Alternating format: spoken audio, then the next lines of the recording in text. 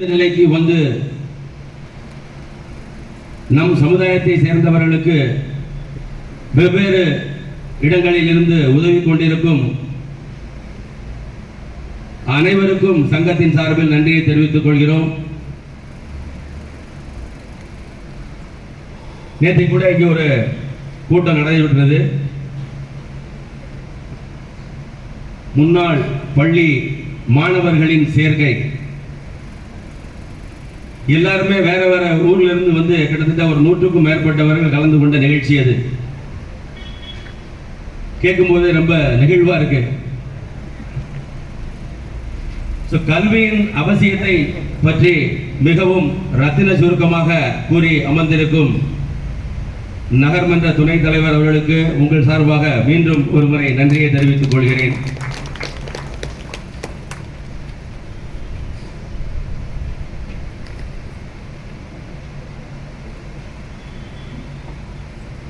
இன்றைய கூட்டம் நிகழ்ச்சி சிறப்பாக நடைபெற்றுக் கொண்டிருக்கின்றது. அதற்காக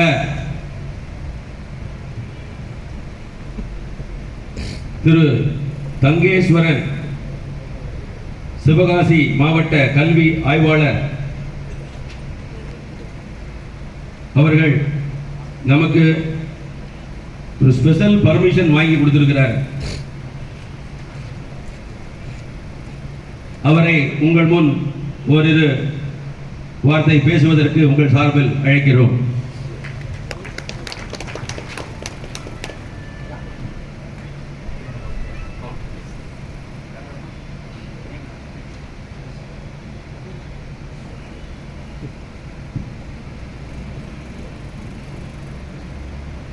உழைப்பிற்கு பெயர் போன இந்த சமுதாய ஆண்டவர்களுக்கும் சான்றவர்களுக்கும் ஒட்டுமொத்தமாக என் பணிவான வணக்கத்தினை தெரிவித்துக் கொள்கிறேன். முதல்ல நான் இந்த பள்ளியினுடைய மாணவன், அதை நான் பெருமையோடையும் கர்வத்தோடையும் சொல்லிக்கிறேன். நானே என் தம்பி 2 பேர் அண்ணன் தம்பிங்க 2 பேருமே இந்த பள்ளியில் தான் படித்தோம். இப்போ வரைக்கும் உள்ள வர்றதுக்கு பெருமை கர்வமாக இருக்கிற அதே நேரத்தில் என் தம்பி இந்த பள்ளியினுடைய 10th முதல் மாணவனாக இருந்த அந்த நேம் போர்டில் பேர் இருக்கும், என் தம்பியோட பேர். அதை பார்க்குறப்பெல்லாம் இன்னைக்கு அவன் இன்ஜினியராக இருக்கார். தம்பி சென்னையில் பெங்களூரில் ஒரு கம்பெனியில் டீம் மேனேஜராக வந்து ஒர்க் பண்ணிகிட்டு இருக்காரு. நல்ல பொசிஷனில் இருக்கார். நான் இந்த பள்ளியில் படித்து அதுக்கடுத்து இடைநிலை ஆசிரியராக இருந்து அதுக்கப்புறம் பட்டதாரி ஆசிரியராக வந்து இப்போ பள்ளித்துறை ஆய்வாளராக சிவகாசி கல்வி மாவட்டத்தில் மாவட்ட கல்வி அலுவலகத்தில் டிஓ அவர்களுக்கு அடுத்தபடியான இந்த பகுதியில் இருக்கிற வெம்பக்கோட்டையிலிருந்து கூமாப்பட்டி வரைக்கும் இருக்கக்கூடிய 5 ஒன்றியங்களில் இருக்கக்கூடிய அரசு மற்றும் அரசு உதவி பெறும் பள்ளிகளை கண்காணிக்கக்கூடிய ஒரு சின்ன அதிகாரி பொறுப்பில் இருக்கேன். ஸோ அது வரைக்கும் அந்த ஆணிவராக இருந்து உருவாக்கிய பள்ளி இப்போ நான் நின்றுட்டு இருக்கக்கூடிய இந்த பள்ளி. இந்த மணலில் முட்டி போடாத நாள் கிடையாது, அந்த கேட்டில் அடி வாங்காத வாத்தியார் கிடையாது. நம்ம முருகன் சார் இதுக்கு முன்னாடி பேசுவோம், நம்முடைய பள்ளியிடம் முன்னாள் தலைமை ஆசிரியர் முருகன் சார், அவர்கிட்ட கொட்டு வாங்காத நாள் கிடையாது. எப்படி தான் கண்டுபிடிச்சி எங்கேருந்து வருவார்னு தெரியாது, கரெக்டாக கண்டுபிடிச்சி வந்து ஒரு அடி அடிச்சுட்டு போவார். இந்த மாதிரி நிறைய நல்ல நினைவுகளை அதில் ஒரு இந்த நிகழ்ச்சி நடைபெறுவதற்கான முத்தாய்ப்பாக இருந்ததோ என்னவோ. நேற்று தான் நாங்கள் எல்லாரும் 25 ஆண்டுகளுக்கு அப்புறம் என்னுடைய செட்டில் 1999 2001 மாணவர்கள் சொல்லி 100க்கும் மேற்பட்ட மாணவர்கள் பழைய மாணவர்கள் சந்தித்து எங்களுடைய நல்ல நினைவுகள் வந்து பகிர்ந்துக்கிட்டோம்.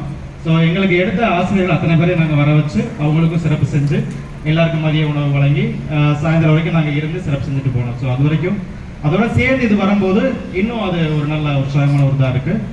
ஸோ SNS அகாடமியுடைய தலைவராக இங்கே வந்திருக்கக்கூடிய சுந்தரராஜன் சார் அவர்கிட்டையும் நான் டியூஷன் படிச்சிருக்கேன். ஸோ ஒருவேளை அவருடைய மாணவர் கூட தான் நான். ஸோ அதையும் நான் பெருமையாக சொல்லிக்கிறேன். இவ்வளவு பெருமையில் இருக்கக்கூடிய நான், அதாவது சிவப்பு கோடு ரேங்காலில் சிவப்பு கோடு வாங்காத வகுப்பு கிடையாது. நான் அவனு ரொம்ப ஹைலைட்டாக ரொம்ப நல்லா படித்த மாணவன் அப்படின்னு கிடையாது. சிவப்பு கோடு வாங்காத ரேங்க் கார்டு கிடையாது. ரேங்க் கார்டில் கையெழுத்து வாங்குறதுக்கு ஒழிச்சு வச்சுக்கிட்டு அப்பா அம்மாட்ட அடி வாங்காதனால கிடையாது. ஸோ இவ்வளவு இருந்தோம் ஆவரேஜாக ரொம்ப சுமாராக படித்த ஒரு பையனாலே இந்த அளவுக்கு ஒரு சமுதாயத்துல ஒரு மதிக்கப்படக்கூடிய இந்த நிலைமையில வர முடியுது அப்படின்னா, இந்த ஸ்டேஜ்ல இப்ப நீங்க இந்த குழந்தைகளுக்கு கிடைக்கக்கூடிய இந்த இப்பேற்பட்ட ஒரு அனுபவசாலிகளுடைய அந்த அனுபவமும் ஆலோசனையும் இந்த வயசுல உங்களுக்கு கிடைக்கிறது நிச்சயமா நீங்களாம் கொடுத்து வச்சிருக்கணும். உண்மையில நிச்சயமா சொல்றேன்.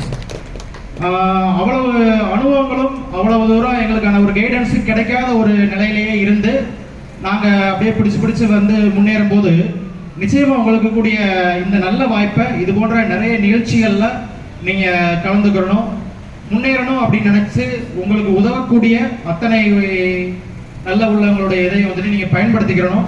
முக்கியமா விழிப்புணர்வு, அந்த பெற்றோருடைய நான் என்ன நினைச்சு பேச நினைச்சனோ இன்னைக்கு இருக்கிற விஷயங்களை அப்டேட் பண்ண வச்சுன்னா அது எல்லாமே சுந்தரராஜன் சார் பேசிட்டாரு.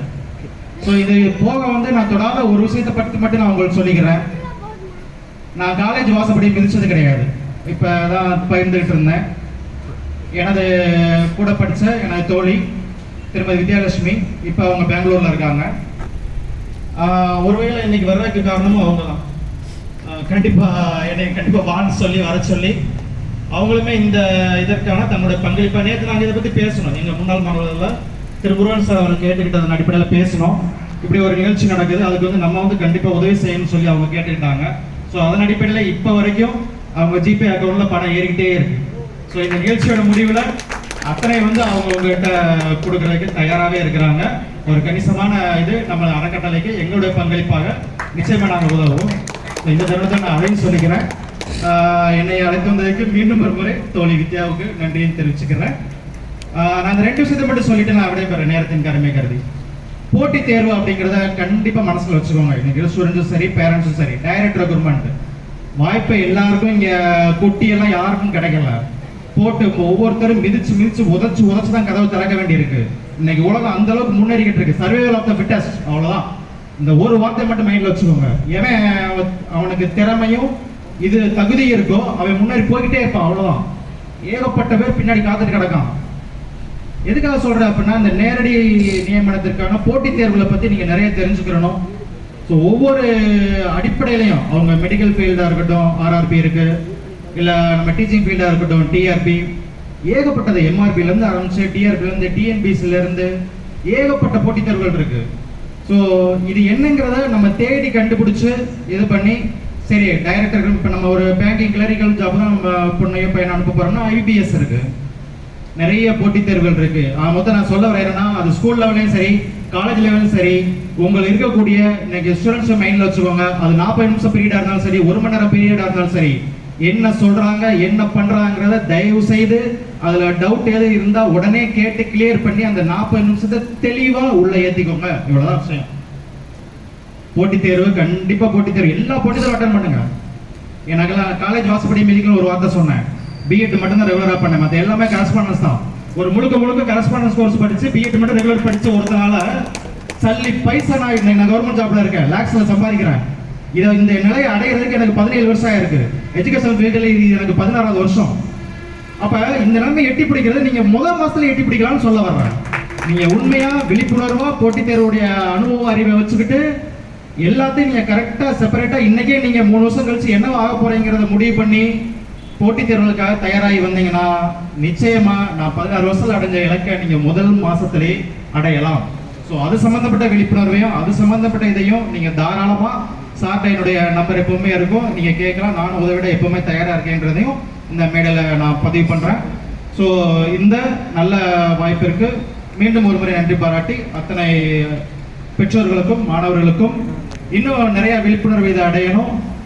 வந்து உட்கார முடியாத அளவுக்கு இடங்கள் நிறைய இருக்கணும், நிறைய விளம்பரங்களும் நிறைய இது வந்துட்டு மக்களுக்கு போய் சேரணும் அப்படின்ற ஆவாவையும் வெளிப்படுத்தி ஸோ வாய்ப்பளித்த அத்தனை நல்ல உள்ளங்களுக்கும் நன்றி பாராட்டி மீண்டும் ஒரு நன்றி பாராட்டி நன்றி பெற்று விடைபெறுகிறேன். நன்றி, வணக்கம்.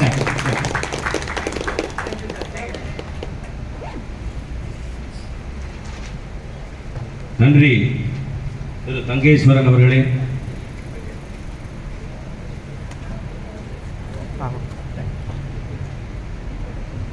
நான் ஏற்கனவே பேசும்போது சொன்னேன், சிறுவில்லிபுத்தூரில் சிஎம்எஸ் மேல்நிலை பள்ளியில் படித்தேன் அப்படின்னு சொல்லிட்டேன். டெய்லி காலையில் ப்ரேயர் இருக்கும், பைபிள்ல இருந்து ஏதாவது ஒரு வசனம் வாசிப்பாங்க, காதில் கேட்டுக்கணும். ஒரு தங்கேஸ்வரன் பேசினதை கேட்ட உடனே அவருக்கு எப்படி அவரோட பள்ளிக்கால நினைவுகள் பசுமை மாறாம இருந்ததை உங்கள் முன்னாட பகிர்ந்துக்கிட்டாரோ, அதே போல ஒரு பேசின உடனே என்னோட மனசுல பதிஞ்சது பள்ளி பருவத்தில் கேட்ட ஒரு வசனத்தை உங்க முன்னாடி சொல்றேன். தன்னைத்தானே தாழ்த்தி கொள்பவன் பிறரால் உயர்த்தப்படுவான். இது ஒவ்வொரு முறையும் வந்துட்டு இந்த வசனம் வாசிக்கும் போது ஏதாவது ஒரு வசனம் இது மாதிரி சொல்லிட்டே இருப்பாங்க. அவர் எவ்வளோ ஒரு உயர்ந்த பதவியில் இருந்தாலும் தன்னை பற்றி பெருமை எதுவும் சொல்லிக்காம ரொம்ப சிம்பிளா சொல்லிட்டு போறாரு. கண்டிப்பா அவர் எல்லாராலையும் ஒரு உயர்ந்த நிலைக்கு வந்திருக்கிறாரு. உயர்த்தப்பட வேண்டியவர், வாழ்த்தப்பட வேண்டியவர். உங்கள் சார்பில் ஒரு பலத்த கரகோஷத்தை அவருக்கு வழங்குமாறு கேட்டுக்கொள்கிறேன். நன்றி.